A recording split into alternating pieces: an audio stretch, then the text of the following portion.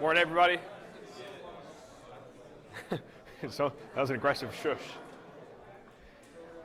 All right, so today we're starting a new topic, although it's pretty related to the last topic. So today we're going to do something called adiabatic processes, which I wrote the synonym for in first law we trust, because you're going to be using the first law a lot in these problems. And then we'll also talk about radiation, but that'll probably be tomorrow. All right, first I want to go over something. So I was really wrestling with this, but I'm going to go over it. I decided originally I was going to hide this constant pressure specific heat from you and not talk about it. But after some reflection, I think I kind of have to do it because otherwise the book will mislead you with its hints on the homework. So I had told you guys that we're always going to use CV, and this equation, obviously there's the mass version too. I told you always use CV no matter what, even if it's not a constant volume process, this equation you always use CV. Okay.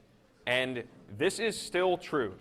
If you're computing delta E thermal, you always CV for delta E thermal. This equation is always true, absolutely no matter what. Okay.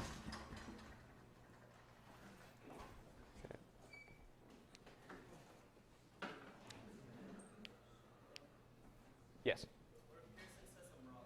If Pearson says you're wrong, then you're probably wrong because I've done the problems too, or most of them. There is one specific problem that trips people up with this, which is why I'm going over it. All right, so this is always true for delta E thermal. Okay, now here's the sort of issue. So when we were doing calorimetry problems where you were dropping the ice cube into a thing of water, I was pretty unclear on whether this was Q or delta E thermal. I'm going to erase the delta Q in a second because you're not supposed to use it in this equation. Okay?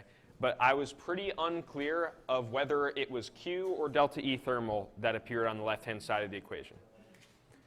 Okay. The reason why I was unclear is that for calorimetry problems, they're pretty much the same thing. Okay. Okay, for the first law, okay, work is P delta V, or integral of P dV. Again, this is an integral if P is changing. Okay, for solids and liquids, like we had in calorimetry problems, okay, this term went away to 0 because there was no volume change for a solid or a liquid as you heated it. That's in contrast with a gas, which expands substantially as you heat it. So for calorimetry problems, I didn't really have to care because Q and delta E were equal. Okay? So I wasn't really too careful about whether I wrote Q or delta E. But it turns out the correct thing to do is that this equation is always delta E thermal. And only in very specific cases where this term goes away to 0, is it also equal to Q? Again, for calorimetry, that's always the case. So you can always just plug NCV delta T in for Q. But for gas processes, this is not generally true. NC delta T is not Q. Okay? We actually did an example where we computed Q during an isobaric process in the last class. And the way we got it was by using the first law. Right? The first law is the only equation you know that has a Q somewhere in it. So anytime something asks about heat or says heat input is 0, which is what we're going to do this class, you have to use the first law. There's no other equation that involves heat. Temperature is in a bunch of places, but heat is only in the first law. Okay, so how we approached it last class, when I asked you to compute the heat input during a process, was we used the first law, we computed delta E thermal using the temperature change,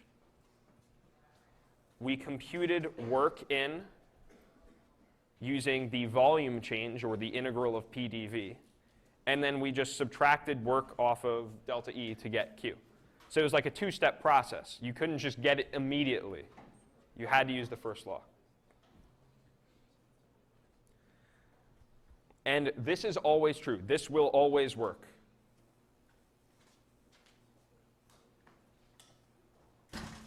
And delta E thermal, like I said, you're going to use CV no matter what. And this would be minus integral of P dV. This will always work, and this is how you can always step-by-step get the heat required for a process. Importantly, NC delta T is delta E, not Q, it's delta E. That's the thing that's always true.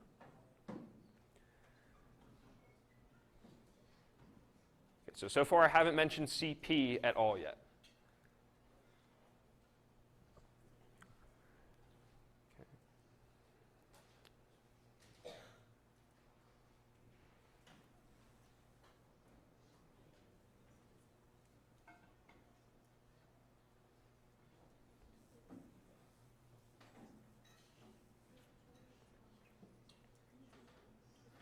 Okay, so there's a shortcut you can use for an isobaric process, okay? It's a shortcut. You can absolutely still do this way, and it's totally equivalent, okay? But there's a shortcut you can use. So in an isobaric process, work is just P times delta V, because the pressure is the same number throughout the expansion. It's isobaric. So delta E thermal is still NCV delta T. Work is now minus P delta V, right? I didn't have to do an integral because the pressure is not changing.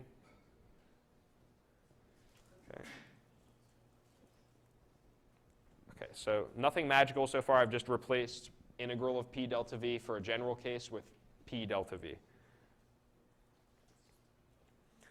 Okay, to find the heat, I'm going to move P delta V over to the other side.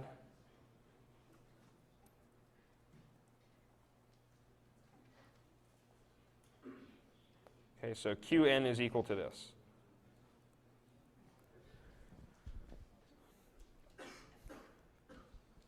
Okay, now for an ideal gas, we were always dividing the ideal gas law by itself. You can subtract it by itself sometimes. So this is equal to nR delta T for an isobaric process, right? If you take PV equals nRT and subtract it from itself, you get like V final minus V initial on one side, T final minus T initial on the other side, so you can just put the deltas there. Okay, so now I'm going to combine these two terms, right? They each have an N and a delta T, so I can like factor that out.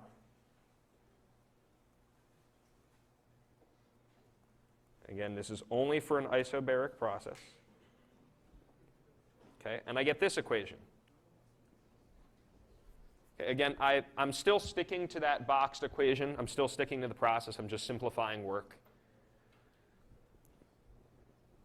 Okay, and this thing right here is called CP. Okay, and it's equal to, obviously, CV plus R. Okay, so the heat input required for an isobaric process only, there's this shortcut equation. You can still use the box equation, but there's a shortcut. It's little n times capital CP delta T, and CP is equal to CV plus R. Okay, so for ideal gases, or I'll let you guys write actually. Okay, and again, this is a shortcut for isobaric processes. And it talks about Q. Not delta E thermal, this gives you Q. Okay.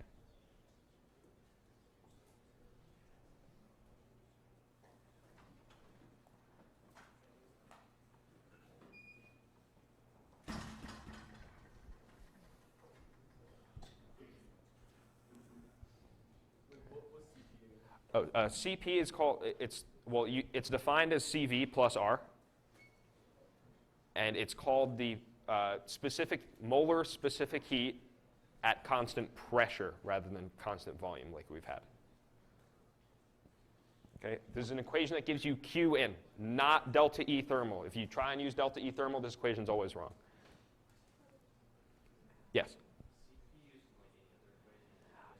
It's pretty much just used in this equation, but I felt it was my duty to explain it. All right, and just one more thing. So this equation gives you Q in, not delta E thermal. But just as a reminder, this is for isobaric processes. For processes where volume doesn't change, right, and this term goes away, delta E thermal and Q are the same thing. So for isochoric processes, that top equation, NCV delta T, by virtue of the fact that delta E is the same as Q, it gives you the heat required because no work is done. Okay? So again, there's many different avenues to get to a solution, but I would generally recommend using this box equation.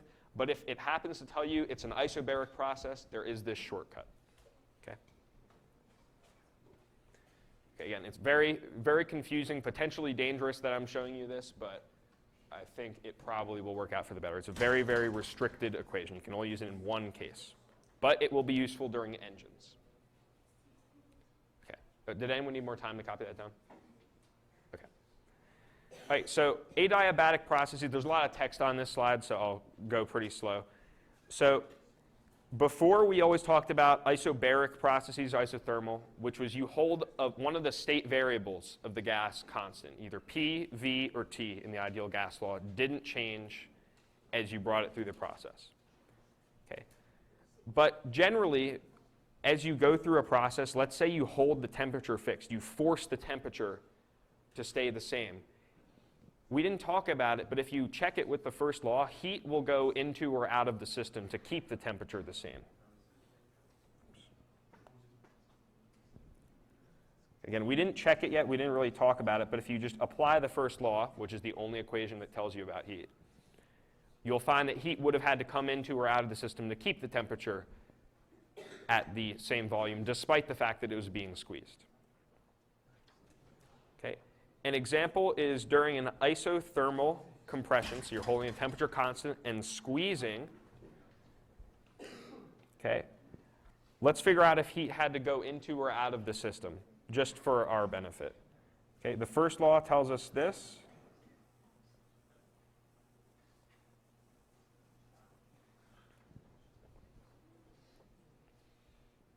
Again, this is just a random example. During an isothermal compression, does heat go into or out of the system? We've never checked it before.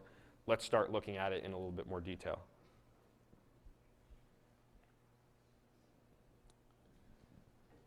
Okay. For an isothermal process, which one of these three variables is 0? Everyone think to yourself. Okay. Isothermal means delta T is 0. So this delta E thermal on the left is actually 0 for this isothermal process.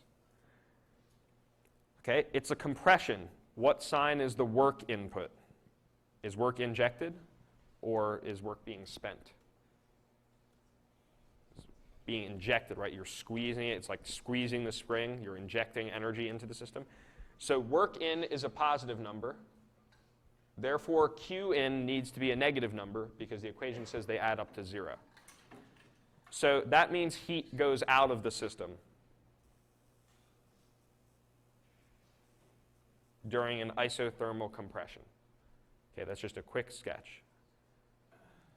Again, whenever you ask about heat, you need to write down the first law because it's the only equation that tells you about heat. And then sometimes one of the variables will be told to you to be 0. In this case, isothermal meant that delta E thermal was 0, which related work to Q. Okay, so here's the generalization we're going to make. We've always talked about holding either P, V, or T constant and not cared about heat, really. We didn't even talk about it yet. A question is, what if we let P, V, and T do whatever they want? So we're going to squeeze a gas down, but we're not going to control the temperature anymore. We're not going to make it isothermal. But instead, what if we insulate the system so no heat can go into or out of the gas during the process? Okay. And this is called an adiabatic compression. Okay, so adiabatic means no heat allowed in or out.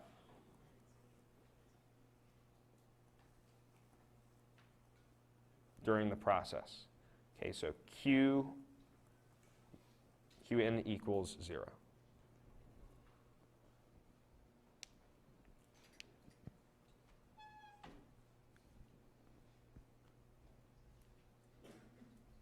Again, you're not holding PV or T constant. It's something different. You're not holding a state variable constant. You're messing with the ability of heat to go into or out of the system. So it's sort of different than the other three cases we had before, because it's not a state variable.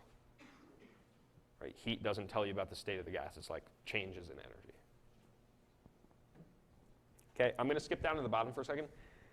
If we write the first law with Q equals 0,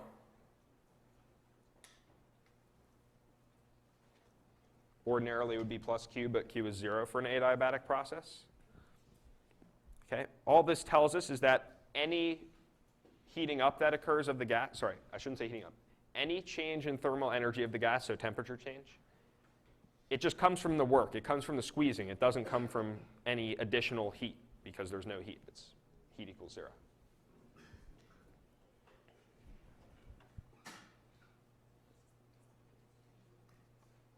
Okay. What this means, and this is something that people confuse extremely frequently, which is why I'm going so systematically through it.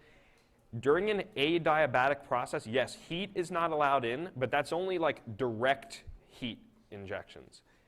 Energy can still come into the system to increase the temperature. It just comes from the mechanical work rather than direct heat. So temperature almost certainly changes during an adiabatic process. Okay? Heat does not come in, but temperature does change. And the source of the temperature change is work. Okay.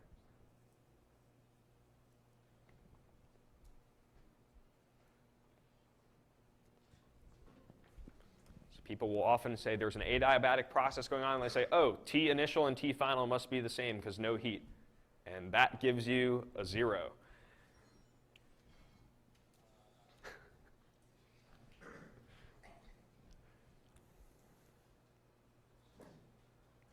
So every time you see a hint that something's adiabatic, this equation is going to be pretty useful. Or at least we'll use it to derive other important equations. Anyone need more time copying this down? Again, there's a lot of words on this slide. Want to get it really systematically. Okay. All right, so adiabatic compressions. So for isothermal processes, we had the advantage of using the ideal gas law and dividing it by itself to get P final, V final equals P initial, V initial.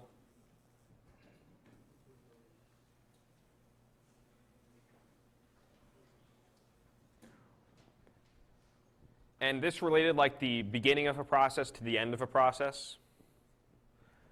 Sorry, this is for isothermal.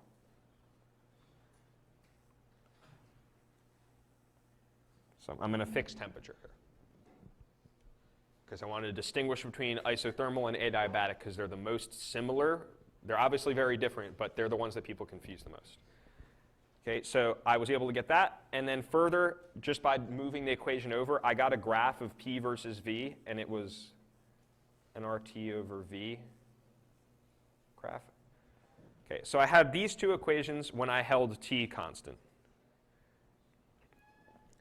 Okay, but I had the benefit of one of the actual variables in the equation, T, P, or V, being fixed. That's what allowed me to do these. Right? If T changed as V was changing, this graph wouldn't be 1 over V, because T would be hiding some V's.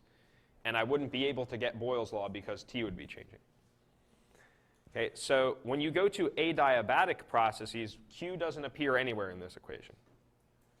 Okay, so you can't do either of these things. Neither of them is legal.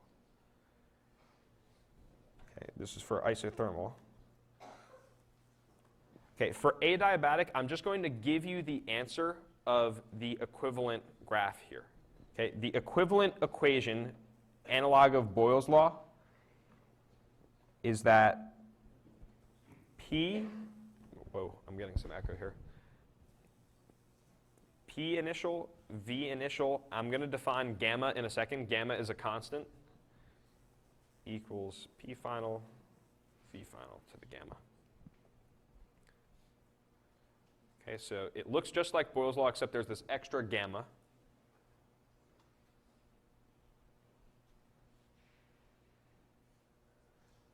Okay. Gamma is a constant. It's equal to, I think, like Cp over Cv, or some random string of constants. But I'm just going to tell you the numbers. So it's 5/3 for a monoatomic gas, and it is 7/5 for a diatomic gas. And you can derive this. It's in the book. It's just a little time-consuming and not really that helpful.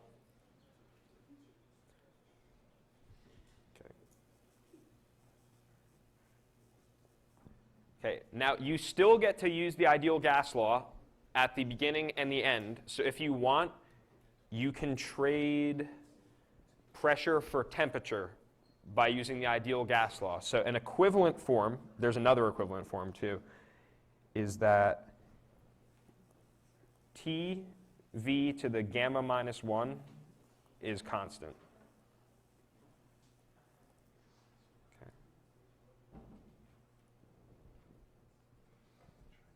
Again, these are equivalent through ideal gas law, substituting one variable for another.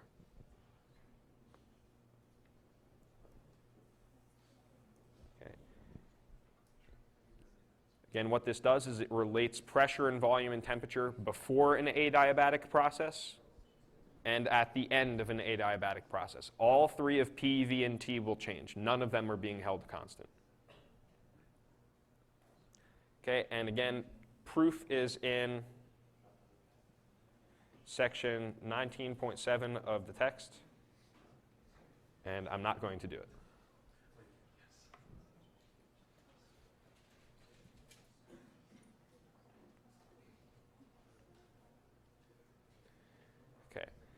And I just want to say, remember, the ideal gas law still works at any instant.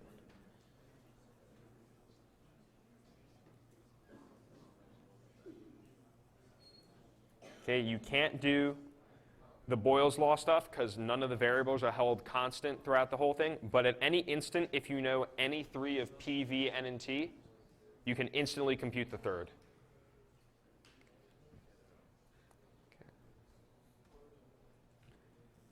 And again, this is especially important at the beginning or the end of the process, where you're likely told information.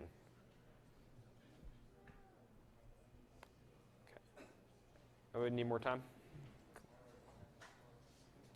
All right, so here is a reference slide just for your benefit when doing the homeworks. E-thermal, this is equipartition theorem. I'm going to cross this out for now. Remember how I told you it's like degrees of freedom, each degree of freedom is 1/2 kT, or kT is like nRT. I'm just going to cross that out for now because it confuses you with CV, delta T.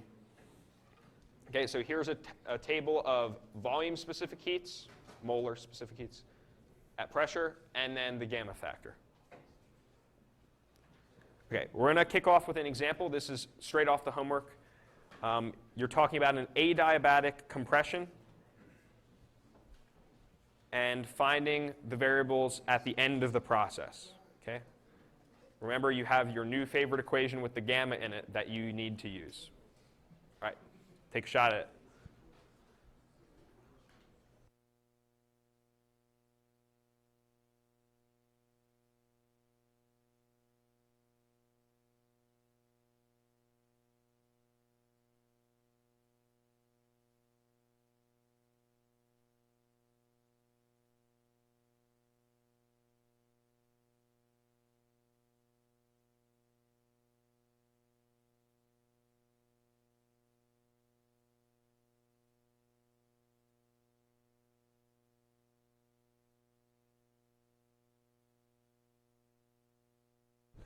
By the way, after this, there's a bigger, harder example.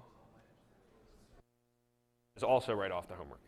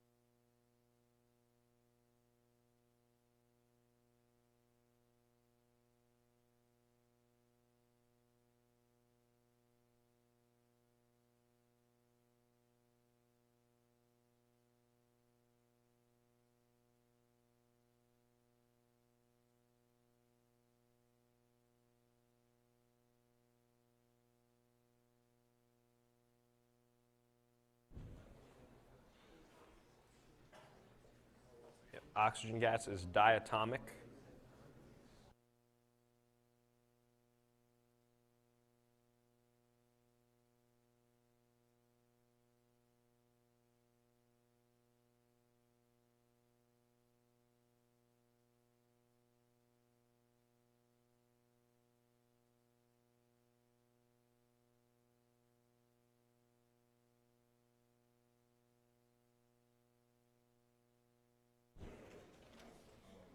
You might have to remember your exponent algebra from Algebra 2, like taking things to a 1 over gamma power.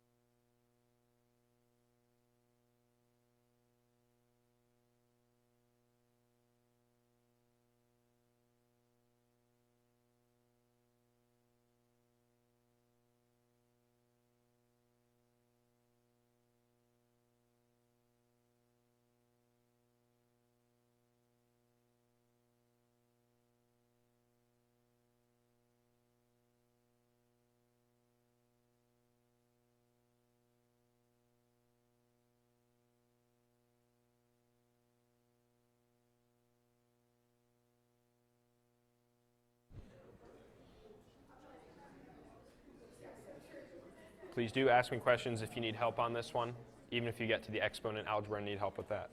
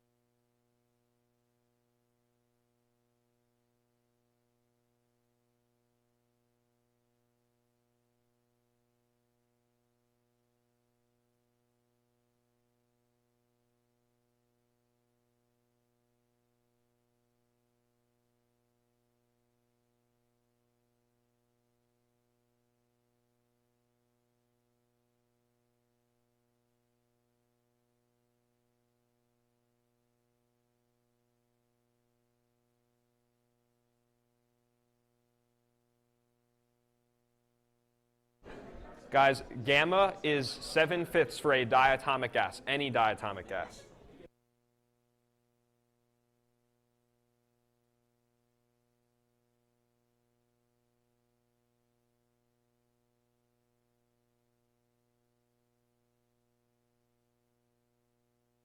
Also, just clarification, the gamma is only on the V. It's not PV in parentheses to the gamma. It's only on the V.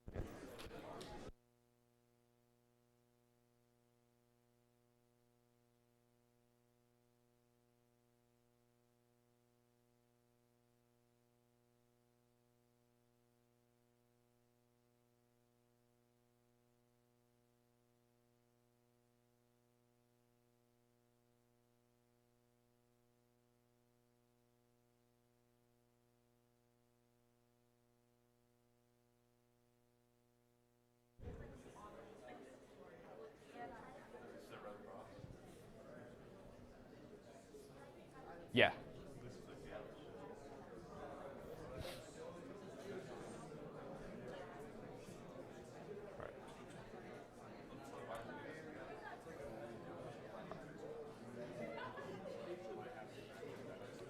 I'm going to give you guys about 2-3 more minutes. Again, make sure you understand this. This is a pretty straightforward one. Or it's a little bit challenging, but it appears in the homework, definitely worth getting. If you get it now, it's easy for the rest of your life.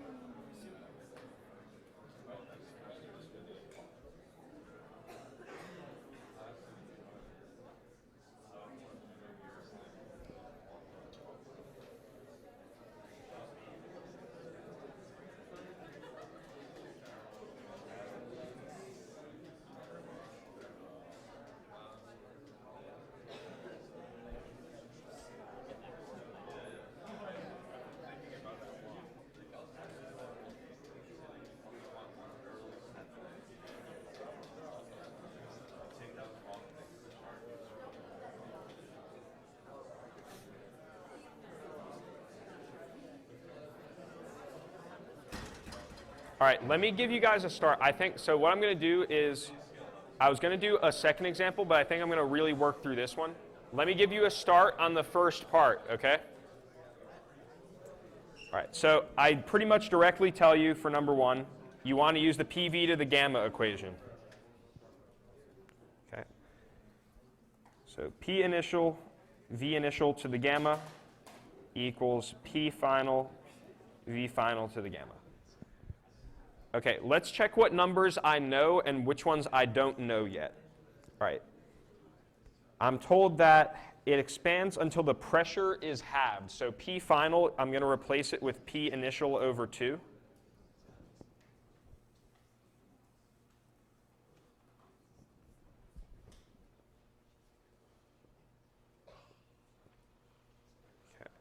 And I can actually divide both sides by P initial if I want, or I could plug in 2 atmospheres for P initial and 1 atmosphere for P final. That's another easy way to do it, actually.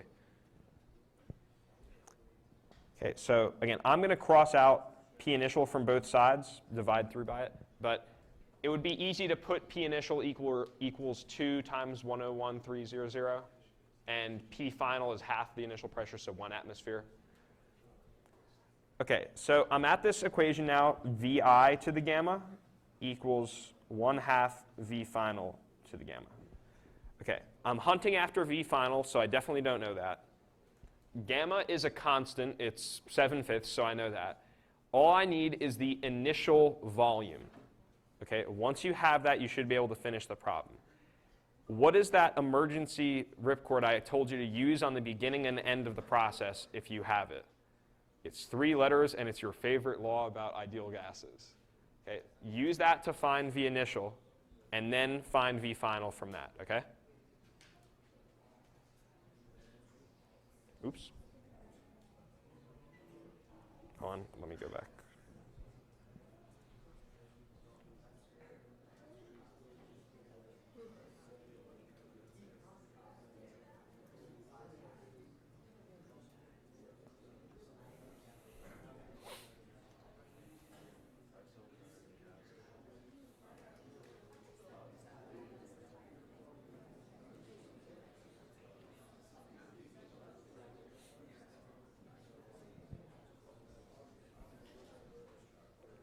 Again, I'm doing your homework for you right now if you actually work on this.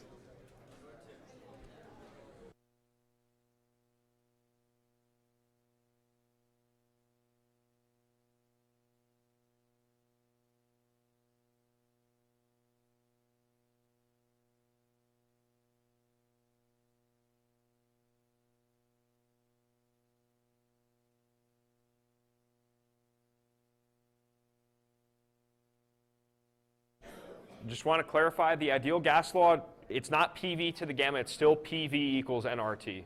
The PV to the gamma thing is only in like the Boyle's law thing.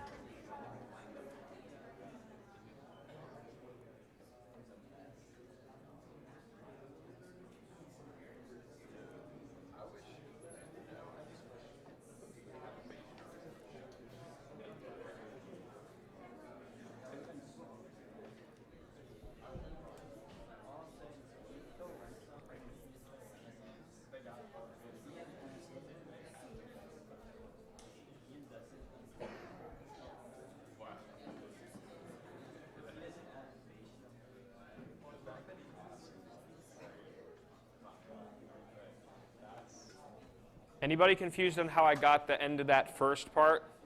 Right, all I had to do was take both sides to the 1 over gamma power to free VF from the exponent. Right, if you have something in the 1/2 and you square it, the exponents kill each other.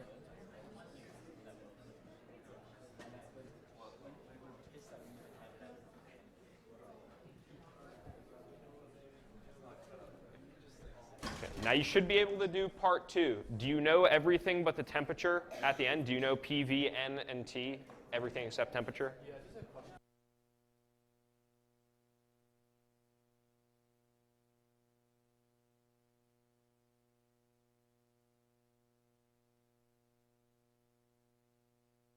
Pressure needs to be in pascals.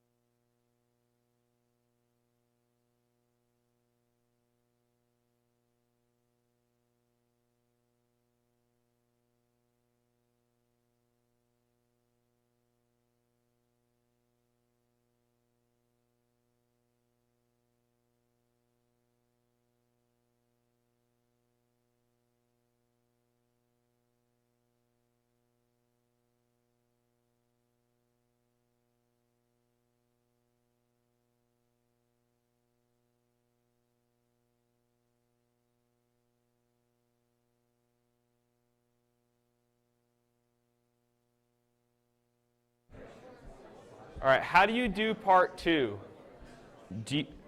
You're at the beginning or the end of the process, so it's always good to check, can I ideal gas law it?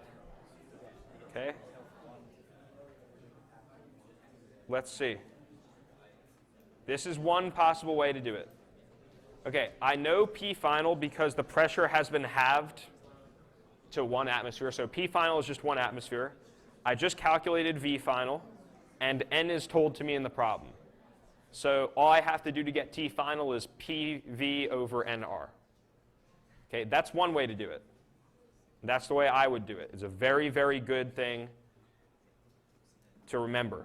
You always have the ideal gas law available, and it's always a good idea to check at the beginning and end of the process if you can just use it, because it makes life easy when you know everything about the gas.